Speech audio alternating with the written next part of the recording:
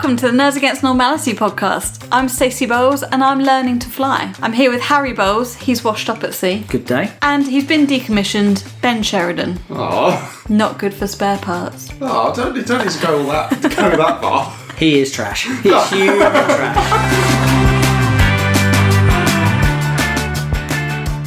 Okay, so this week we will be reviewing Wild Robot. But before that, we're going to answer some listeners' questions, I believe. Just before we answer your questions, I'm going to do another shout out to our lovely listeners. So today, guys, we're saying Ochnoy And haggis to Scotland. to Scotland. Great. I don't speak Scottish. I wasn't briefed on the fact that you were going to attempt the language. I don't know what came over me, it just happened. Happy black pudding hunting to you all. Yeah, Harry had a lovely haggisburg the other day. He talks about it literally every hour. Oh, yeah, it was Burns night the other day, wasn't it? As of time of recording. So bringing it back, we're saying hi to Scotland. Hello, Scotland. We have loads of listeners from Scotland. I can only guess it's because our lovely Peter from Scotland, he's spread the word since he sent in that Thanks, question. Pete from Scotland. Legend. Absolute legend, that is the Pete from Scotland. So we're going to, because we're really boring and we don't actually do anything in our personal lives, we're going to go straight into listeners' questions. Although I would like to update you both, since our last recording, I have been sent an invitation to work for Squid Ink. Oh, right, okay. Sorry, it's been a few days. Yeah, that was a hark back to our previous episode. Oh, I see, right. Sorry, I forgot to laugh. Okay, great. Sorry. Would you be in the HR department still? You would get flooded with complaints. Christ, your days at work would be so stressful. Easily resolved though. I'm just going to shoot you. Absolutely. Yeah, that's how we handle all disputes. I bet it'd be really petty stuff. Like, it wouldn't be from any of the contestants. John ate my sandwich. It would literally He ate my sandwich. It would be from It's all, my sandwich. Yeah, it would be from all the soldiers. Just like, yeah. So he said something like, I didn't think it was very funny. He's just got his rifle in his hand. You're like, right, sit down. Yeah. John ate my sandwich, so I killed him. Great. There's lots of complaints. Oh look, there's my sandwich. Anyway, enough about my new career. Harry, you've got some listener questions for us. I have. Richard Stoneham has messaged and he would like to know... Where's he from? Where's he from? He's from Kent actually, funny enough. Oh, nice. Yeah. So he doesn't say where in Kent, but he's local. So let's not mug him off too much because he could find us. This is from B. Affleck. So it's like Snog, Marry, Avoid, apart from we've gone for watching IMAX, buy on DVD, send to bargain bin. Okay. So you have to pick these 3 films and they're all female led. So he's gone for Alien, he's gone for Terminator 2, and he's gone for Bridget Jones's Diary. Nice. Which one? A curveball. Which one? The first one. Oh, okay, great. Don't be ridiculous. The best one. Okay. Watching IMAX, I'm presuming, is the peak here. Yeah. That is full sound, full screen. Sitting in Christopher Nolan's chair. Oh, yeah. Imagining Red One. Oh, it's never going to get better than this. It's game over. It's game over. Game over. Game over, And man. you can quote The Rock on that. That's a really difficult one because they're 3 iconic films, obviously. But I think... 3 women enter, 1 leaves. Who leaves?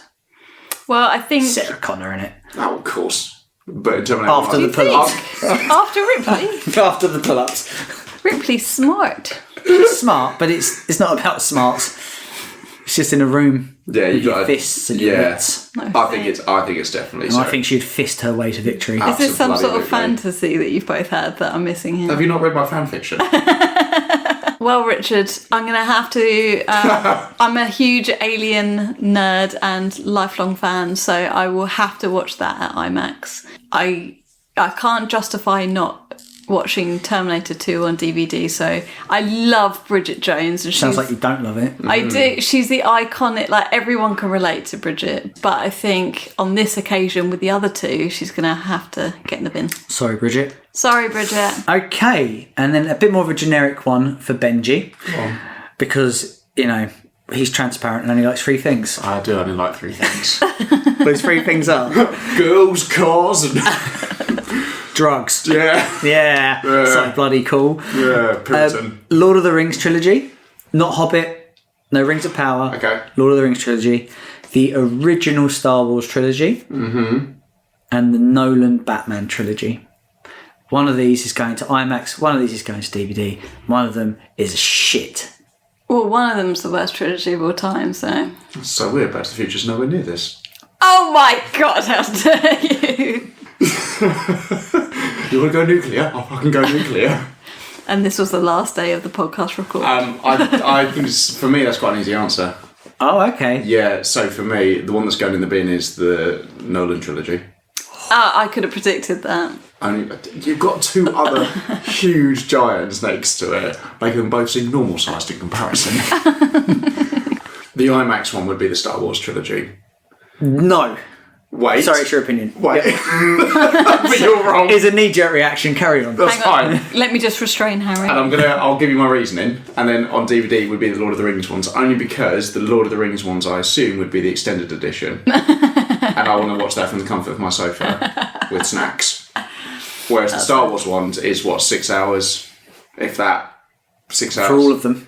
Yeah. For the originals as well, like 4, 5, and 6. Yeah. So I think I would like to watch those in an IMAX screen because also the sound would be incredible, and then I get to watch Lord of the Rings in the comfort of my own home. Have you watched a Peter Jackson film at the cinema? Because it's painful. Yeah, I did an all-nighter once with at the BFI for the Lord of the Rings trilogy. An all-nighter? Yeah, all-nighter. Do they pause it? It was one film. It was half of one film. I'm actually scheduled to go back. Yeah. And then last one is it's a James Cameron theme. So Avatar, Titanic, and Aliens. Oh my God, that's really hard because I know exactly what you'll pick. But what do you think I'll pick? You'll put Avatar in the bin. Yeah. Yeah. Of course. But I really love Avatar. I don't understand why. It's not for me. I really appreciate what it did for cinema. Like it was a massive success, wasn't it? Multi-billion, right? Got over 2 billion. No, it was second in the box office, like overall, for like a long time. It's top now because they re-released it after Endgame took it. Oh, for fuck's sake! Of course they did. That'd be petty. Yeah, I know. Yeah, actually, to be fair, Disney had the last laugh because they bought the whole company. So, you want to come up against us, do you? Fuck it. Here's a check. You put as many zeros as you think is appropriate. So I would go Avatar bin. Yeah, same. Straight to bargain bin. Same. I can't do it. And this is going to be so controversial. And I'm really sorry for the hate I'm about to get, but I'll put Titanic in the bin. Why would you put Titanic in the bin? Because I can't express to you how much I love Avatar. Okay. And out of the three, I can only pick Titanic. I mean, she doesn't let him on the door. They have sex in a car. It's a terrible film, really. It's a terrible film. You heard it here first. That is a really nice car as well. The sequel is the Britney Spears music video as well. I thought the whole thing was a music video for Celine Dion. Yes, yeah, there is that. Yeah, she did that last minute. They didn't want to put that in. Oh. That song. They were like, it's not very good. And they were like, actually, it's pretty fucking good, actually. That was word for word what they said in the studio as well. You never say no to Celine. Okay, mine's going to be, I think I've got mine. Go on then. Avatar's going in the bin. Yeah. I can appreciate the tech. I love the tech they're using it, but it's just never clicked with me. I would put Alien to watch at home and Titanic's on the big screen. Because you want to hear that guy hit the tunnel. You know exactly which bit, don't you? Yeah. Hits the propeller on the way down. Yeah. Oh my God, are you joking? And you can hear it go boom. I want my glasses to crack when that happens. Is that really on my new nice? surround sound? Do you know it could happen. But it's so funny. You know, like in Lord of the Rings, people lean over and they go like, "Oh, did you know Viggo Mortensen broke his foot while filming?" Everyone, like, I think actually, speak for that. Every bloke, when they watch the Titanic bit, they go, "Watch this bloke get a propeller." It's every single time, and it's only males that do it. Is this really a thing? He proper hits it on the way down. Okay, Just gonna Google it. I need to verify this, so I'm just. I think it's I just need to make a quick call. Hang on. a quick call. Chris, quick question for you. It's absolutely essential for the podcast. I appreciate it's 1:20 in the morning. I really hope you're still awake. He's gonna like blearily look at his phone like, actually, yeah, this is probably quite important. I have to restart that again. Is he still awake? No. 1:20. He has 2 kids. Yeah, but it's Saturday. Says me, who For the goes to bed boys. at 8 p.m. Yeah, last night she was like, I know it's 9:30, but I'm going to go to bed. And I was like, God. oh, Friday feeling. Who else can I message? I reckon we message Vic and Rob, see if they know. Right, guys, need your help. Film Titanic, you might have heard of it. It's quite a big deal. When the ship is done and dusted, it's gone. right? There's one scene in particular that all men find quite funny, which it shouldn't be funny. What is that scene? Anyway, so yes, I would put... You'd go Titanic in the cinema. Titanic in the cinema, just because I feel like it's a very big film. Does that make sense? It's really epic. Like, epic in scope and epic in scale, so I feel like I would love to go see that at the cinema. Yeah. Because I feel like it was kind of made for that. Does that make sense? It does, but I think... I'd say to counter argument, Avatar was made for the cinema. Avatar if you're going to make that argument. Counter argument, Titanic's good. Ooh. Oh, I'm sorry to stop you there, guys, but we have a message back. It's not from Chris because it's 1:30 in the morning. I think you're talking about when the fella pings his face off the propeller. Is that what you're saying? Oh yes! Yes! It's gonna unbelievable. It's going to be all of them now. You're like, oh yeah, with the bloke has his face in the propeller. Rob, I knew you wouldn't let me down. Thanks, Rob. That is the exact scene that we were talking about, and that has made the pod. That was our previous guest, Rob Francis, making a comeback. Friend of the show. Patron now, Rob. Ambassador Rob Francis. Ambassador Rob. Love you, Rob. So I would flip. I would keep Avatar bin. I would Titanic DVD, and I would love to have seen Aliens on the cinema because I had the opportunity to watch Titanic at the cinema. I was old enough. I would not have been old enough to have watched Aliens. And I didn't watch Titanic at cinema. So if it wasn't good enough for me when I was 10, it's not good enough for me now. Apart from Avatar being in the bin, I would watch Aliens at the cinema and then straight to DVD for Avatar. And you'd sack off. Throw Titanic And I would... You'd throw Titanic to the ocean, like she does at the end with the necklace. I would, yeah. I just don't have any... I love it, but I just don't have any other choice because controversially, I really do like Avatar. But I was exactly the same as you. I would love the opportunity to watch Aliens on the big screen, especially as that's the action one of the franchise. I think it would be really cool. There you go. Thank you, Richard. Thank you, Richard. Have you got any questions, Benji? So, James from the States asks this question, which I quite like, which is, hi guys, love the podcast. I have a question for you that you might be able to help me with. I'm a younger listener and I'd like to get into retro games. However, with so many of them around, I'm not sure which one's the best ones to go for. Basically, he is asking, can you give me 5 games from the PlayStation 2 era onwards, because that's roughly when he was born, which is quite upsetting, that would be good to start my journey into retro games? Retro games specifically. PS2 is retro. I know. It's retro. James, I love you, but that is a really upsetting question to me. It's an upsetting fact, but it's a fact. If he was born, if he was born early 2000s, then that would have been retro for him. It came out 20 years ago. 20 years ago, that's retro. Yeah. Well, James, there's a little known franchise called Tomb Raider on the PS2, one of my fondest memories, but don't play the original, play the remastered versions now, because they re-released the last 3 recently. I would honestly give that a go. Enjoy when you're running around Lara's home and you're locking the butler in the freezer. Classic. Absolutely. Classic. Good. And when you really love the franchise, get towards Angel of Darkness. And avoid You'll have a good time. Still well clear. Yeah. Slight caveat, I think James is asking to play these on a PlayStation 2. Not a remaster. So you'd have to say, wasn't there a Tomb Raider anniversary that came out on the PS2? Legends. That was like a remake of the original. I love Legend. Tomb Raider Legend, that's really good. But yeah, I appreciate the remastered ones aren't on PS2 specifically, but I think... It's not on PS2. Yeah, that can't be the answer then. You can't do the remaster if it's on PS4. Tomb Raider Legend is on PS2. But I'm just saying, if you're trying to get into retro games, because I think one of the challenges with retro games is the way you play it and the gaming mechanics, because they're a bit clunkier than everything is now. Go with some games that are on the PS2. Yes. There's like a library of over 3,000 games. Between us, we can come between 5. No, because we're blurring the lines. Are we just going for PS2 games? Yeah, it has to be PS2 games. So just Tomb Raider Legends. That's what you're going for. Because the rest of the games are not on PS2. They are PS1 games. Yeah, okay. Unless you want Tomb Raider Legends. This podcast. Unless you want Tomb Raider Legends, which is a PS2 game. I've set him off, dangerous. I know. I'm quite scared. All right, can I start again then? Yes. Okay, fine. I've got my answers now. I just didn't think that recommending 5 PS2 games would be that difficult. He hasn't quite finished, has he? Oh my lord. If you want, still recording. If you want a Tomb Raider game on the PS2, Tomb Raider Anniversary is the remake. Oh, was that PS2? It's PS2. Anniversary. Oh. Yeah. No, do you know what? I'm gonna not go. I'm not going to Tomb Raider. Okay, James. Well, I actually do have some recommendations for you. For the PS2, right? We'll see.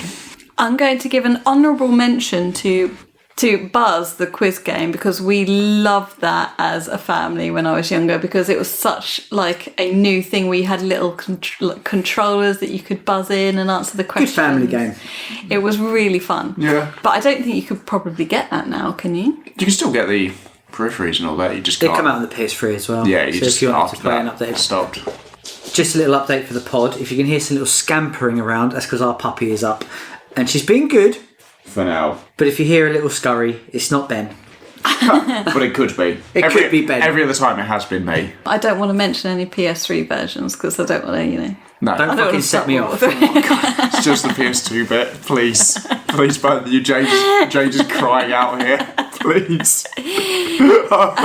No, some other games I would really recommend Okami, which is where you play a dog that has a paintbrush and it sounds ridiculous, and you go around and you pretty up the world with your paintbrush. But there's like also New some sequel announced. oh my god, amazing. So definitely play that in advance. But there's some puzzles and some like bosses and things like that, so that's really fun. I'd also highly recommend, again just for nostalgic reasons, Enter the Matrix. For me it was an absolute We played that recently. We did. Come on. It's terrible. For nostalgic reasons, I said. It's good in my memory. Leave it there. And I think, probably Don't best. play it. It was iconic and I played it like about 10 million times, but admittedly when we tried It's the to most play brown, grey game I've ever seen. Like the Matrix.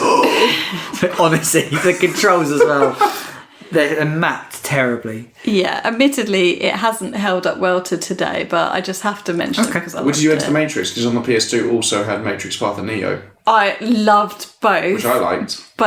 And I wonder whether the Path of Neo is held up a little bit better, but Enter the Matrix, you were able to choose whether you played as Naomi or Ghost. Yeah.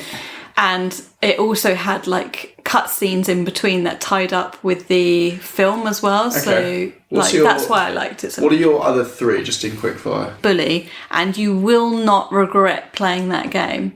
It's so good that people keep talking about whether they're going to make a new version, but I still think to this day they haven't announced it. No, they've always sort of skirted around it. There's Yeah. potential, but Rockstar makes Bully. And Rockstar don't care about any other franchise other than GTA. yeah. Oh, okay. Well, so essentially it is GTA, but in a school. You get to move through different factions of the school. So you go, you hang out with geeks, jocks, and you basically go from zero, no one cares about you, you're a bit of a thug, to king of the school. And it's just a lot of fun. I really think in a few years we're going to see the second one. I really think we are. Or Bully harder. I can't wait. Bully more. I don't know. the Bull. The Ball. And my fifth one would be Simpsons Hit and Run, because again, nostalgic reasons. For a game that's about... You're very GTA orientated because it is basically Simpsons meets GTA. It is. It is, isn't it, actually? I did spend but it a lot was of time so with that good. game. I guess that was just like the trend of games at the time, maybe. But for a game that is based on a TV show, it was just phenomenal. It blew my mind as a kid.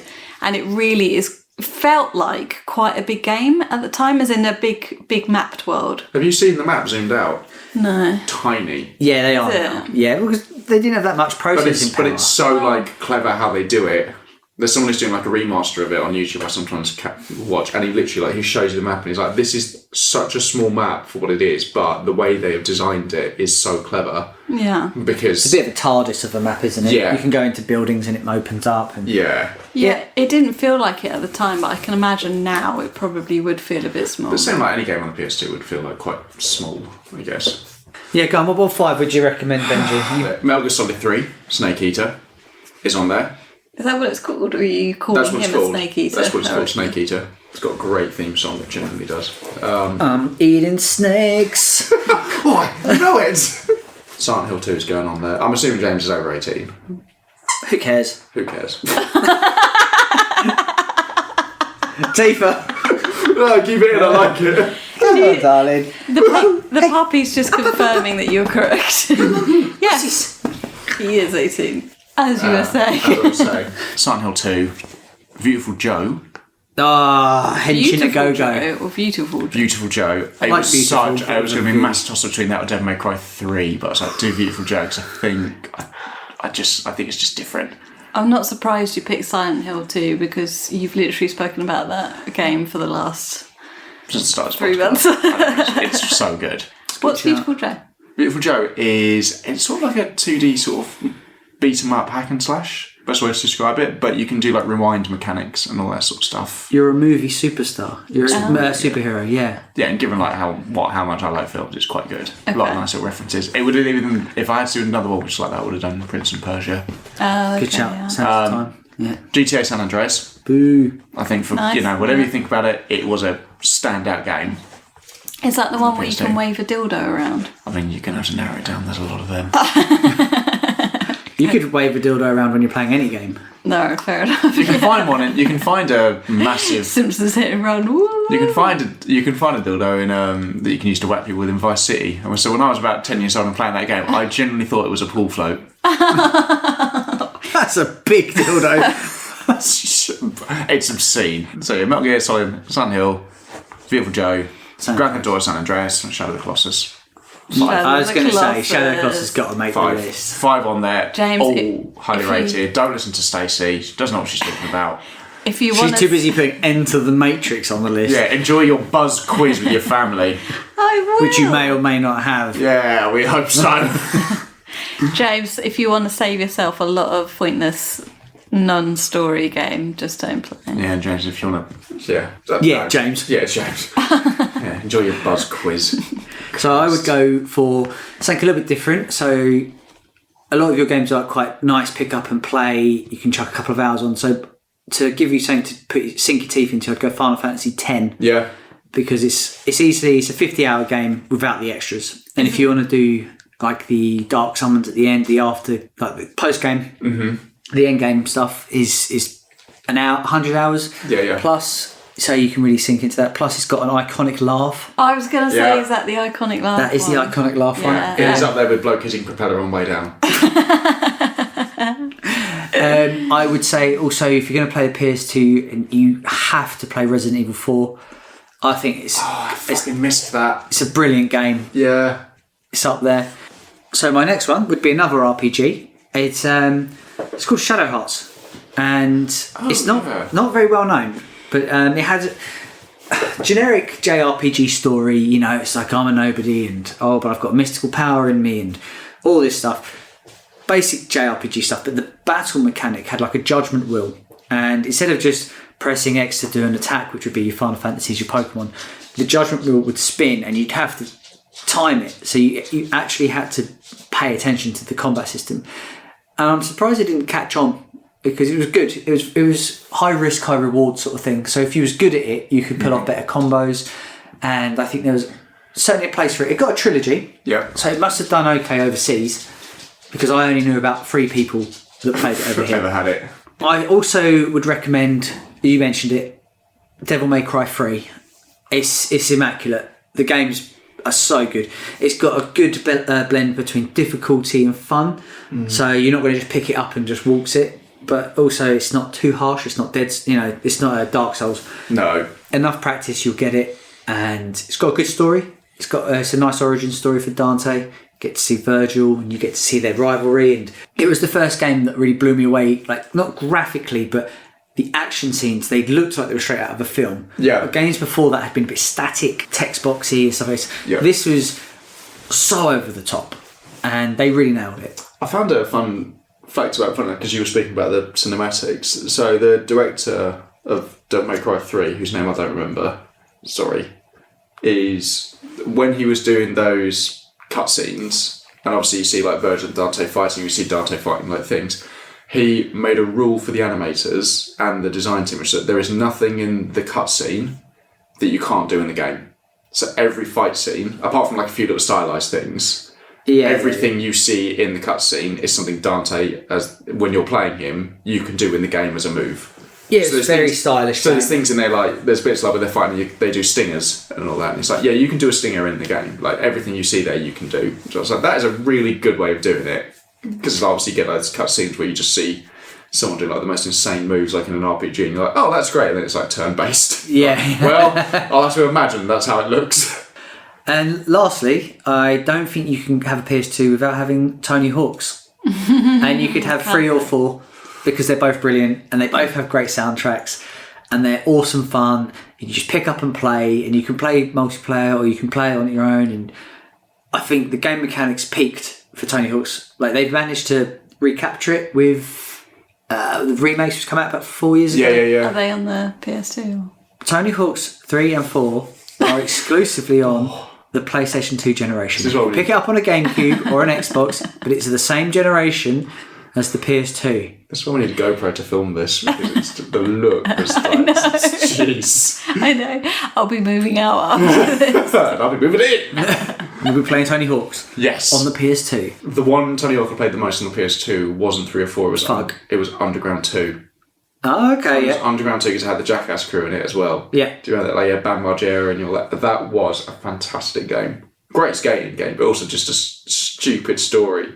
Oh, yeah, they as well. went straight into it like it was over the top. So good. American Wasteland was good as well, the one after that, Thug 3. Then they stopped that sort of line of it. And decided to make bad games Yeah. for years. Yeah, sadly. Yeah. Cool. Yeah, well. There's 15 games there, James. So hopefully you can afford to buy some of those because they're expensive now. Absolutely. And if you need to buy them, where could you buy something like that, Harry? Buy 4-bit games. And yeah, thanks very much, James. Thanks very much, James, Thanks, for the question. James. Obviously, being this is a retro, you were born into that era. Thank you for also recognising the PS2 is the greatest console of all time. A great relic, as some might say. But the best one. Not really. I disagree. James would disagree with you. Okay. We'll save this for next time, chaps, because we've got to get on with the film review. On with the film. On with the review. Right, so this week I've picked The Wild Robot. The synopsis that I stole from IMDb is followed. And I want to do it in a boxer announcer voice because I think it suits it. From DreamWorks Animation comes a new adaptation of Peter Brown's beloved, award-winning, #1 New York Times bestseller, The Wild Robot. And then beep, beep, beep, beep. Mama said knock you out appears and then someone walks out. I just couldn't read it without reading it like that. Is this your continuation of really wanting to get into the Rocky persona?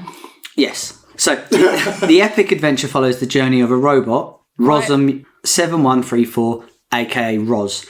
She's shipwrecked on an uninhabited island and must learn to adapt to the harsh surroundings, gradually building relationships with the animals, not like that, it's not weird, on the island and becoming the adoptive parent of an orphaned Gosling, not to be mistaken for Ryan Gosling. He has parents. Not Gosling like the Ryan. No, not the Ryan variety. The Wild Robot is directed by Chris Sanders, who has previous experience with animated films such as The Croods and How to Train Your Dragon. Oh. I know. Good stuff. Good stuff. DreamWorks Animations. Yeah, he's all about that. And also the original Lilo and Stitch. Oh. The film stars include Lupita Nyong'o as Roz. I hope I didn't butcher that too much. I'm so sorry. Pedro Pascal as Fink, Kit Connor as Bright Bill, and Bill Nighy as Longneck, amongst others, such as Matt Berry, the legend. The production budget for this was... It's in US dollars. I'm going to say 50 mil. Oh, 50 mil. Shit, that's what I was going to do. I'm going to say 70. 78 mil. Good. So not bad. And it took, on its cinematic run, how much do you think? I'm going to say 190 mil. 190 mil. I'm going to say 188 mil. You prick. You're that person on The Price is Right. A penny more. Fuck you. And 1 penny. Well, you're both quite off. 325. Really? So it was quite a box office success. Because, I mean, it was a children's book as well before. So Oh, okay. Didn't know that going in. yeah, there's a bit of a following. There's also multiple books. It's not just one book. Oh. Anyway, Sequels. as always, we'll start out spoiler-free and then give our verdict before giving you guys a warning for full spoilers. Right, Act 1, we get to meet our shipwreck robot. She gets a rude awakening from the island that isn't exactly welcoming. And upon accidentally killing a family, whoops, she then unintentionally adopts a runt gosling and takes it under her wing. Get it? Nice. Get it? Funny jokes. What did you guys think of the opening act? I think the first bit of it, obviously, I'll say this now, the film looks great. It's phenomenal. It looks fantastic. I don't know what it is. I don't know what sort of style that is. You know more about drawing and stuff than I do, but I just, like, there's so many bits in, especially in the opening when it's like, there's no dialogue at all, really, for the first bit. Like, it's No, because she's deciphering. Yeah, and like you can't understand what anyone's saying, anything like that. There's bits in that I was like, that's just a screensaver. It's a screensaver on a phone, or like a screensaver on your laptop or your TV. Like this, it just looks phenomenal. Like the Microsoft screensavers that are always beautiful landscapes. Yeah, And they're all taken from the Wild Robot. Yeah. absolutely. Yeah, Or the other way around. who knows? Who knows? Bill Gates is there.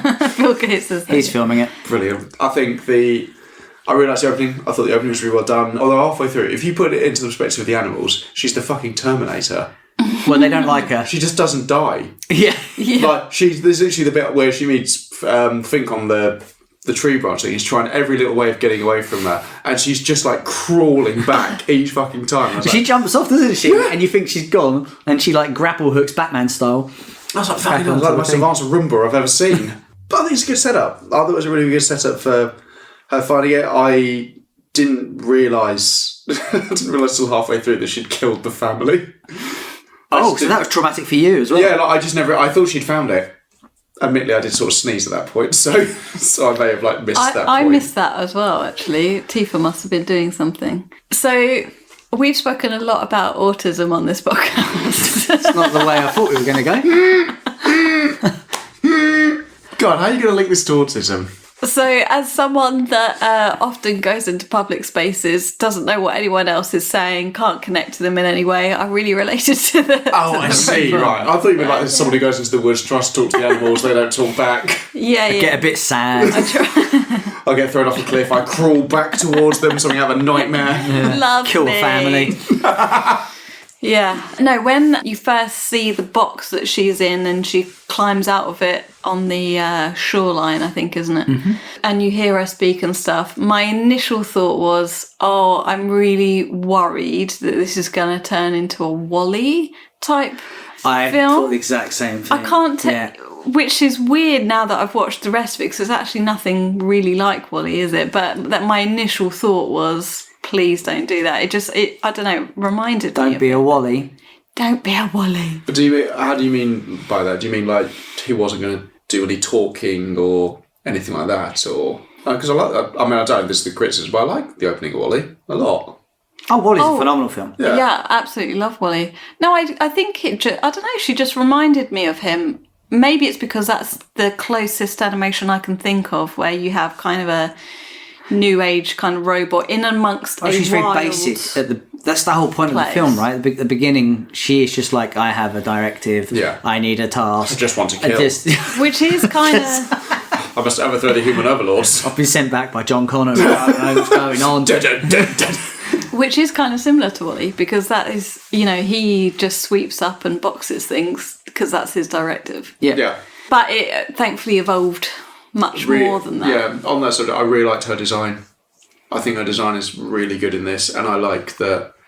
Again, I'm always a bit blown away by how animation does it, but the fact, like, she has no facial features apart from her eyes. But you can still see and you can see exactly what she's thinking and how she's feeling, and I love that. Like, it's such an amazing trick animators can do, and I would love to figure that out. That was really cool, and I really liked how she pulls things out the bag in her design. So she'll pull out like a screen from her chest when she needs it, or the stickers.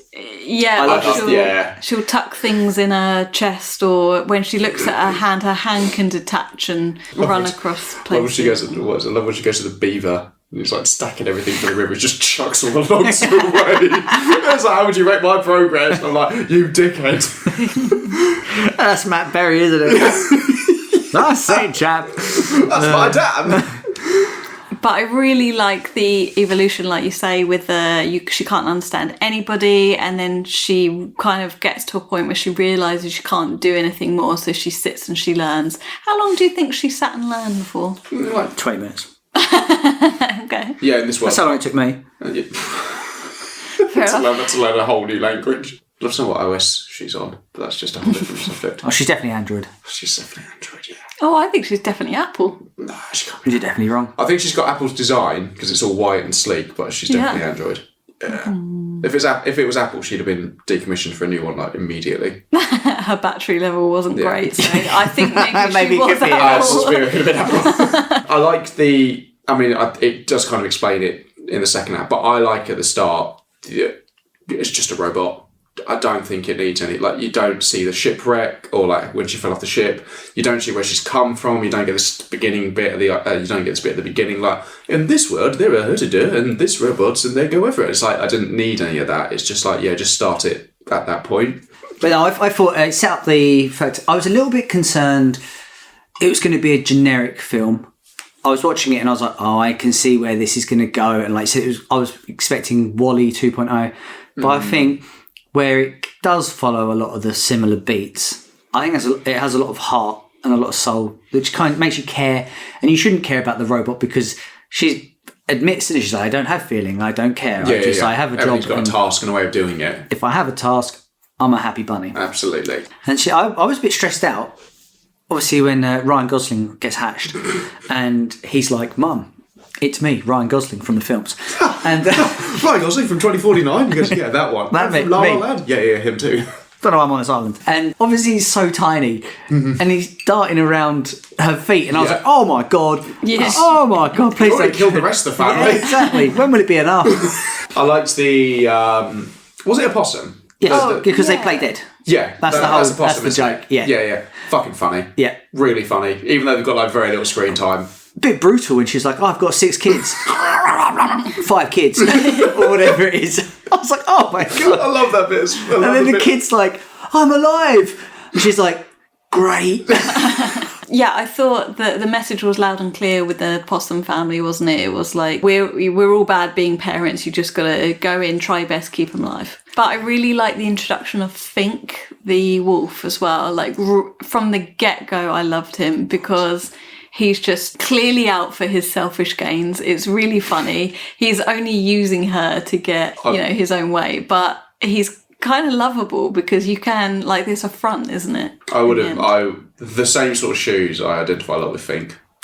Because I would have done the exact same thing. I'd be like, you know what? She'll literally do anything I need her to do. Oh, we need a house. Yeah, exactly. Oh, bigger. Yeah. Yes, a bigger house. I want an extension. He's a good addition. And that's the makings of their family, isn't it? Because they're dysfunctional to begin with and they don't really work. And the cracks start happening, a bit of warmth. It's very good at tugging at your heartstrings, this film, because it's a cute little Gosling bird. And it's a run. Yeah, and it's a run. Although it doesn't establish that until the second. Later on. I don't know. But I was, again, the same thing, like, didn't really know what that meant. Maybe because I don't know much about gooses. There's always a runt in the family. Aww. Did you call me? I genuinely thought, because I've only seen the trailer once, I thought the whole film, because obviously it says, right, it needs to feed, it needs to swim, it needs to fly, and it has to be out here before fall, otherwise it won't survive. And it's like, okay, great, so you've got your... Yeah, that's the film. Yeah, you've got your film, and I thought, oh, so it's just going to be about her looking after literally a baby and trying to teach it. And then it skips forward, like, what, a season? A month? A few months? I'm not sure how long it is. Because she must get to it in the spring.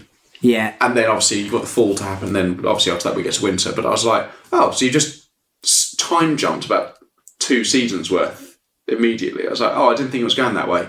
And then you see it as a teenager, I imagine. Well, so this is the point. So Act 2 starts when our little Gosling has grown up and is evidently different to the other geese on the island and gets somewhat bullied for it. Very funny. Bullying's funny, is it? Yeah, it is actually. Yeah? You horrible person. Yeah, I'm going to double down. He's getting bullied a little bit. In this act, he finds out the truth about his family and how Roz killed them for bants, but has now acquired a new quirky family. After some serious Rocky-inspired montages and some wise words from Bill Nighy, Brightfield trains really hard to make migration. Yeah, he's grown up a little bit. You can kind of see, not a rebellious teen, but as soon as he gets bullied, you can see there's a change. And he's a bit like, you're not my real mum. Yeah. Because you're a giant robot and I'm a goose. Duh.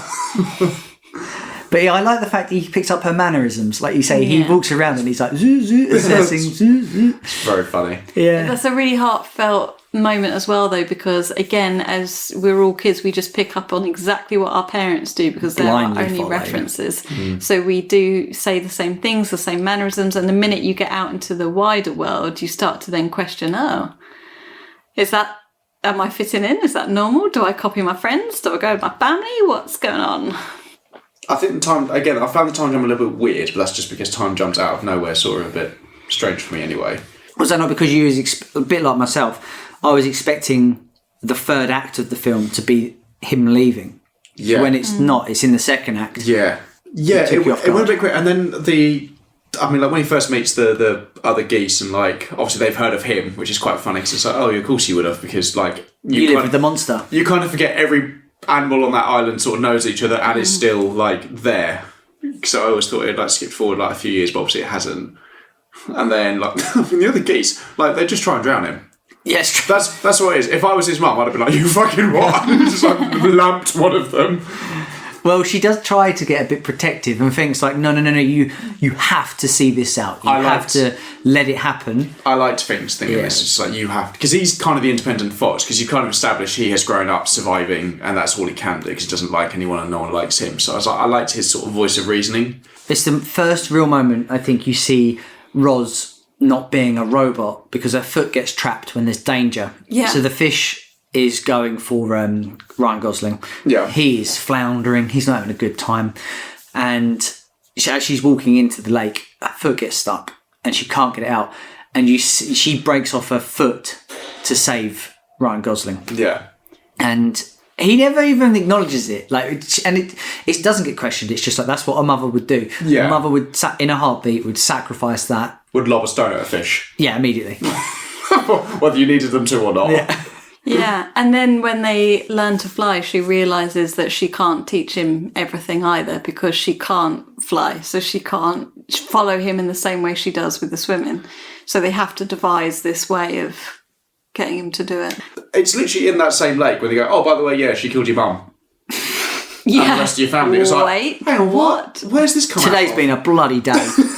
It's been a hell of a day. There's certain moments that happen in this film that come out of nowhere. But I guess it's the same, like, again, when kids are interacting with other kids and they're like, oh, by the way, Santa's not real. Not that that's comparative. For the pod, he is real. Yeah, absolutely. Yeah, absolutely. By the way, when you speak to the kids Not in the that playground. that's comparative to killing someo's mum, Yeah, but, you you're know. like, oh, by the way, just so you know, your mum's a robot. I'm like, no, she's not. And she's like, I am not. And then transforms into a car and drives off. It's during this act that Roz starts to behave a bit like Bruce Willis's shirt in Die Hard. So she just starts to get really dirty. Her foot gets damaged somehow, and Matt Berry makes her a new one. And she starts like really becoming a bit dishevelled at this point. And there is a bit of me that's like, just want to clean her up. I liked when she goes to visit the other robot. That bit was quite good. Oh, yes. Yeah. This is the thing. Like, until you mentioned that bit, I was like, oh yeah, she went to go see a whole other robot. Yeah, like, she fixes him back together. And it's just like, what task could possibly not be accomplished? I have a child. Okay. Yeah, I love that response. Yeah. But it's at that point where I'm like, why don't you borrow the parts from the other robots? I thought that. Because, like, you need a bit of...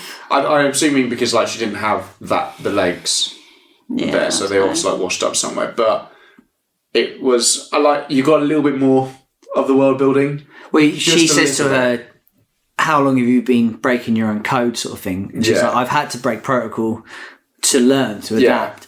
And that's the first time you kind of go, she is different. She actually is different. Roz is growing, and she also doesn't speak in the same way anymore. Like, she's not doing that sort of robotic voice. She's actually speaking like she's having more doubts. human-like. Yeah, she's having doubts, and she's second-guessing herself, and she can't always answer quickly. I was like, that's pretty good. That's pretty good. But obviously, like, when it gets to the whole, you have to start migrating, because he learns how to swim.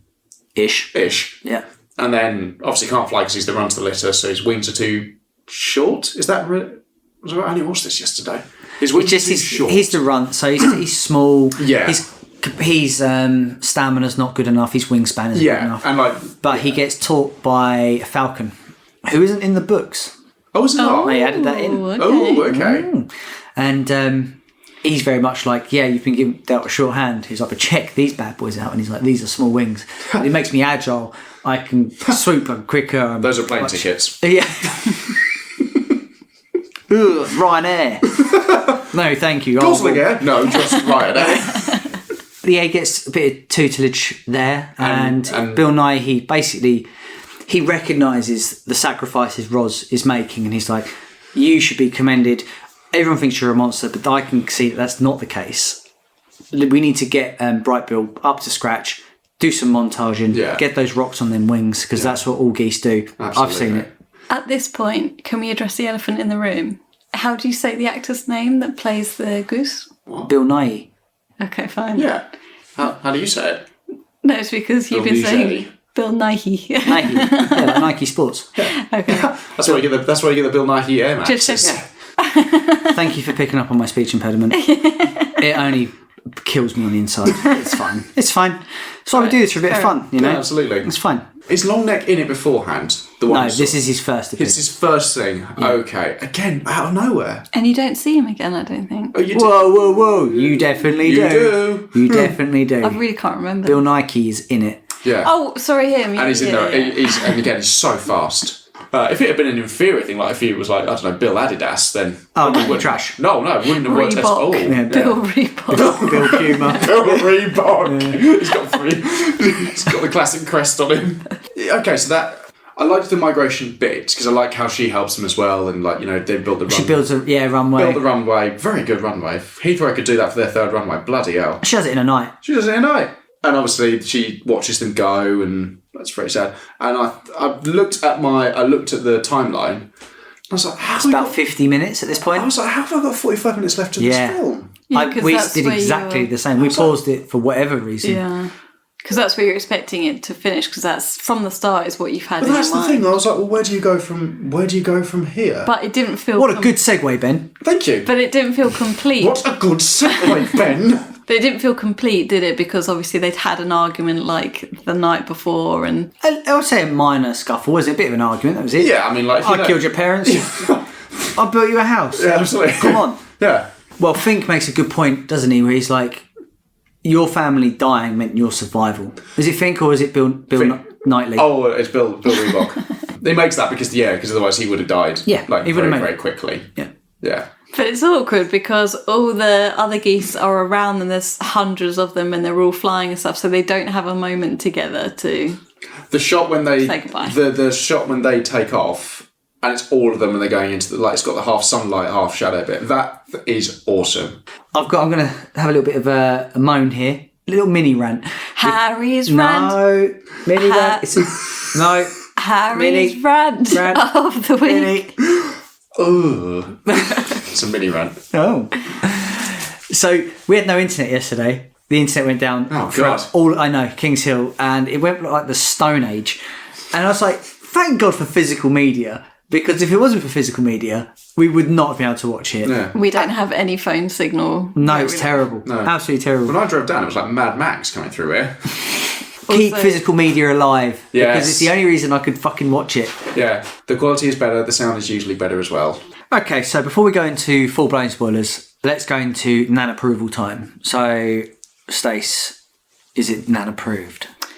So, apart from my initial worries that it was going to go into Wall-E territory, I actually really did like the film. I thought it looked pretty. I thought it was very heartfelt. I thought it was pretty funny and an overall really enjoyable film. So I'd really recommend anybody who hasn't seen it to go see it. I think it's on Amazon Prime, Apple TV, YouTube. Mm-hmm. Of course it's on Apple TV. You do have to pay for it, but I think it's really, really worth it. But no, so I will, of course, give it 100% Nan approval. Benji? I'm not going to approve it.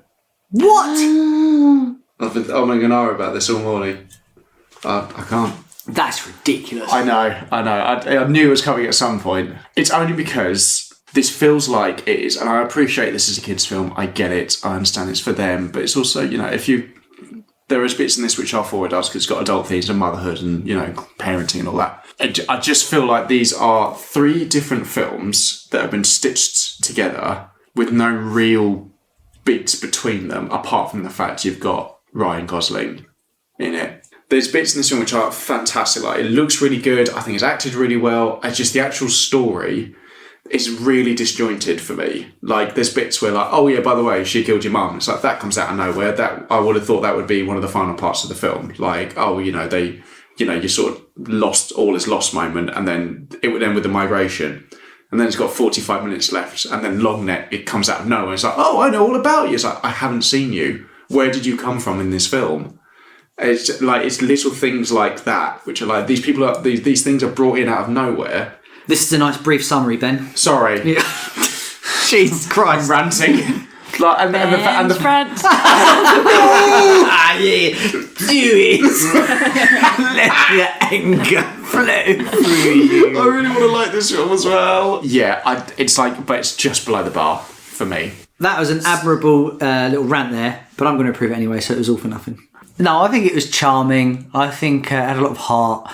Get tugged at the little heartstrings. It does. It does. And tug. you know, a lot of films don't do that for me, so I think it did well to chisel away at the, you know, men don't feel. They don't feel. The granite. I did feel a little bit. You felt a little bit. And I liked Roz's character progression, and it's nice that, you know, Bright Bill he's the underdog, and you expect he's meant to fail. He's a runt, and he goes on to do better things. Okay. Yeah, so I'd approve it. And 2-1. I'll accept that. So not unanimous. Not unanimous. Nearly. That's the first time in a while as well. Yeah. Nearly unanimous. Well, we know who's right. Okay. Act 3 starts with Bright Bill migrating with the squad, meeting some bad Rosses on the way. Last holiday. And Bill Hader doing a sacrifice. Obviously, you saying he's not really in it again, but he is when they go to the Badlands, where Roz's factory is. Just completely eviscerated. Yeah. He's like, Bright Bill, it's now your time to shine. You've been flying for 2 days, so it's up to you now. And he leads the squad out because he can fly a different way. He's been taught by the Falcon. He can dive bomb. He's a bit much more agile. Bill Nye dies, gets shot by the bad Roz. Meanwhile, our Roz has stayed behind on the island, despite finding a transmitter from another robot. She does turn it on, but then scene cuts and she's still on the island, and obviously the migration has happened. They all come back. Ryan Gosling is now a hero. He's come back a hero. You know, she runs back like, oh my God. Oh. Yeah. And she thinks that they're about to swarm him and bully him, but they're throwing him up, being like, oh my God, Ryan Gosling, I love you in these films. And, before all this, so things take a bit of a turn in the winter period, and there's obviously a blizzard, which they've never seen before. It threatens to wipe out all inhabitants. Yeah. And she's like, no, not on my watch, mate. Not on Roz's time. So she goes out, saves all the animals, much to Fink's dismay, and brings them all back to the cave, and almost kills her. You can tell she's like, her lights are blinking. Yeah. Her battery's like flashing. She's gone purple for whatever reason. Just want a charger. She needs that charger. She's a USB-C girl. She's a USB-C girl through and through. That's exactly what I said at the beginning of the film as well. That's a USB-C I can see it. Girl through and through. Yeah, that's when Bright Bill comes back and everything's happy. Vontra turns up, which is the lead of the organisation. Vontra's the tentacle. Yeah. Squiddy boy. It's like the retrieval bot, isn't it? Yeah. Your time's up. Yeah. We need to pick you apart. Come on back. Do tests on you because you're acting different to any of the other robots. Yeah. And that's when, like Endgame, it pretty much is the similar sort of fight. You know, it's exactly what I was thinking when I watched it. God. There is generally that, because there's the bit when it goes around all of them, they're all doing like an attack. I was like, it's literally Avengers. Yeah. It's just Endgame all over again. And they kick off with the robots and they win, but at what cost? And Roz obviously sees that as, I know what needs to be done. If I stay here, you're just going to end up you're all going to die. And me saving you is just going to be in vain. I love you guys. I need to go. Bye. And so she goes, and it's sad, but not all is lost because she doesn't lose her memories. Ends really well. And it's sad and it's happy and mixed emotions. I mean, like I said, but Bill Longneck it's a bad plan. It's not a good plan. Because he's like, oh, you know everything about these things, and they're, and everyone else is panicking. I need you to lead them out. Yeah, that's what. Fucking hell, one of them's got a gun. What's that? And he's like, I've never dealt with that one before. I did eye roll a little bit at that part of the story. I think it was unnecessary. I think taking the lead, you mean? Yeah, I get why they did it because, they wanted him to come back to a hero's welcome and blah, blah, blah. But I don't think they needed that for him to do that. I think the success in itself would have been him just making the journey, making friends, I don't think he needed to be a leader or prove anything. This is also a kids' film. So when he comes down and starts to try and shoot a load of them, you never see it. Does that make sense? There is a threat there, obviously, because you've got bullets going past you, but they don't hit any of them. So when he's I'm going to get in front of this Ben is one. pro animal cruelty. I love it. If he sees a cat outside, he boots it immediately. Absolutely, he's pro hunting. Absolutely. Oh yeah. But I like to get real close with a knife as well. And it's not hunting out in the wild as well. It's down in the pets at home. It's easier that way. It's so much easier. Hunt smart. I am so good at hunting. And then there's the whole thing with Roz, which is I did the transmission. She's standing there on the fog, and it's all that's a really good shot. Love that shot. When it's all beeping, I was like, okay, you're all both going home. And I thought, okay, at some point you're going to reunite again because he misses you, you miss him. Fine, whatever. She's like, no, I stayed. No, I love that. But it just, out of nowhere, it's just I stayed. Yeah, because she broke her programming. I know, but we should have had more of that bit of her actually breaking the final bit of her programming, which is to go home. And it's if we can break that, I'm oh, nice. So you've done that because, you're starting to completely overwrite your code. But then she's just there no, I stayed. Her instinct is to go home because that's what she's programmed to do. And it's that final thing of, actually, no, this is who I am now. This is what I want to do. So I really enjoyed that. And then when she stays and she helps them all survive, much to Fink's dismay, I think. I thought, that again was her turning point of they all actually finally realise her value and actually she's become one of them in a way. And also I just like the fact that they were all in one room and it was chaos, because absolutely it would be. Yeah, Fink has to be no. Yeah. Enough's enough. If we want to survive, we have to work together. I liked him shouting, and then the beaver just goes shh. I was oh, okay, yeah, fair enough. Again, being the naive one of this podcast, when she shuts down in that moment, I did not see a way that she was going to wake up again. I still don't fully understand why she woke up, unless someone gave her a hard reset at some point. Push the two buttons in, wait 10 seconds. Oh, yeah. God, hang on. I need a pencil to do this. Hang on. I fucking snapped in the thing. Because Fink has stepped up as the new leader as well, so it all kind of she's given it to him kind of essentially, and then she shuts down and I thought, oh my God, this is going to be really tragic because Ryan Gosling will come back and find her, and she waited for him, but he can't do it. And that would have been... To be honest, that would have been my preferred ending because I think it would have been really sad and also a bit different. I wasn't a fan of how they left it. Oh, I like the fact that she chooses to go home. That's the difference. When she first sends out the transmitter, she's doing it because protocol. But when she actually goes home this time, it's because she sees the bigger picture. She makes a choice to do it. But then, it was the same thing. I thought, oh, Roz passes away at this point, and then she would become just part of the trees or something like that. And that would have been a sad ending. Yeah, it's just that's the thing. The threat in this goes oh, no, it's fine. Oh, that's no, it's fine. But you have to remember they are a little bit bound by the books. Yeah, I haven't read imagine. The books. Yeah, the director would be you know what, I'm going to take this. Especially as it made a lot of money, they might want to progress into sequels or whatever. I don't know. I haven't read the books. Yeah. I haven't read that child book, The Wild Robot. No. That's true. And it would be interesting to see what happens after that, actually, because I'm very 50-50 about the end, because I think on one hand, as a mother, she makes the ultimate sacrifice for her child. And that is what being a parent is all about, I assume. But what is the ultimate sacrifice? So as in, she, throughout her care of Ryan Gosling, she slowly breaks down, essentially, You see blood, don't you? She's dishevelled, she sacrifices herself for the good of him, and then her final sacrifice is that she chooses not to be with him or the island. She goes away to save them all. Well, she chucks her core out. When they jump from the ship, she chucks her core out and puts Ryan Gosling in the core. And I thought that would be a whole thing, you've sort of sacrificed yourself to save your child. That's really that's really... No, it's fine. She's got battery saver. It's all good.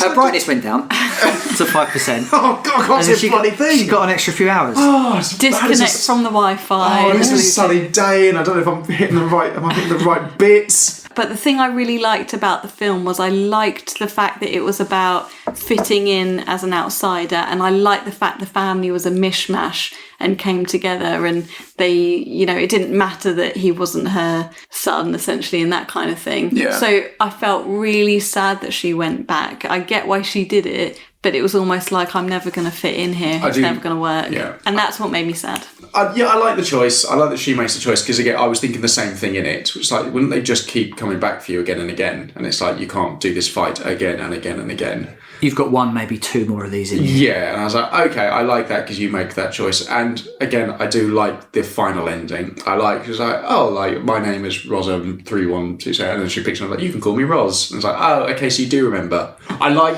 did like the world. I did like the very brief look at the human world, because also you see the Golden Gate Bridge underwater. Yeah, there's like a little message That's a nice little bit of world building. And yeah, you can tell that humans have fucked it. Each family has a robot. What is it, per 5 humans you have a robot? So they can live a life of luxury, basically. Yeah. But yeah. Oh, can't wait. Yeah. So, there wasn't much trivia, to be honest with you, because it's... New film. A lot of it was a bit crappy, but I'll tell you anyway, because what else are you going to do? I'm not allowed to leave until we finish. According to the author, Peter Brown, he said, I don't care about Ben Sheridan's opinion, he's stupid. That is a word for word that is a quote. Go on IMDb right now, you can see that. Yeah. Oh my God, it actually... I actually challenge any of our listeners to put that on the Wikipedia page for the film. So, according to author Peter Brown, the inspiration for The Wild Robot came from a sketch he did of a robot in a tree. He then asked the question, what would an intelligent robot do in the wilderness? Which I think is really shit. Yeah. Make something up if that's the reason. Yeah, come on. That's not very wholesome, is it? I did the drawing of the robot on the tree. Jesus. And I made a multi-million-pound franchise from it. I mean, to be fair, can't argue. What do you want a robot in a tree for? I don't know. Robots don't belong in trees. Silly man. With a 98% Rotten Tomato score, this movie is tied with How to Train Your Dragon, also written and directed by Chris Sanders, as the highest-rated DreamWorks animation film. Okay. Feel bad now? No. So, it's been nominated for 3 Oscars. Best Animated Feature. Wouldn't be sound design. It is. Best sound design. Best sound and quite similar, best original score.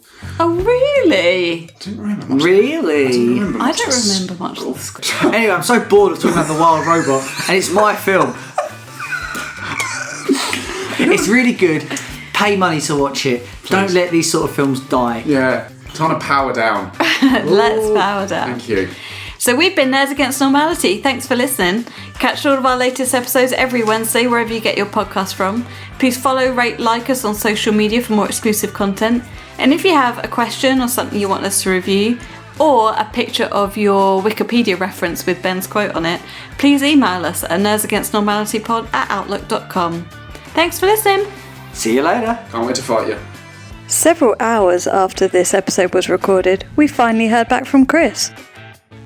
You mean where the dude jumps off the deck and ragdolls off the propeller? I fucking knew it.